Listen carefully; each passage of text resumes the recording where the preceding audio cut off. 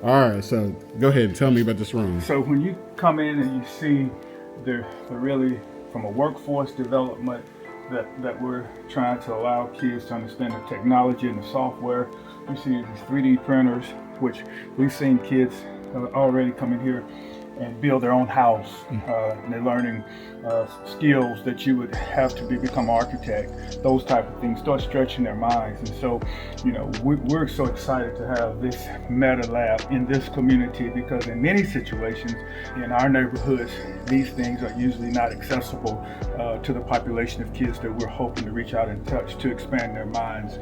So you take the finest 3D printers that you can teach math to, and they can build something.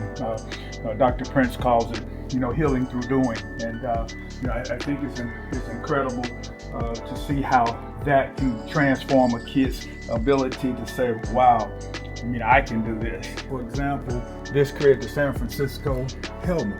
Now, think about a kid who also plays football, who may not like math, but now he has built this helmet that he can take and say, I built this. I built this based on what he was able to put in and the curriculum information that he was able to take, and just see how that happened. He built that, he or she built that from a 3D printer. This is the type of thing that starts stretching the mind. And I always say, once the brain is stretched, it never gains its original dimension. So every time a young person walks in here, we want to stretch their brain to make them think, I can, and then give them the tools to let them know that they can execute it. And when they leave here, they can say, I did. And so all those things are an important part of that.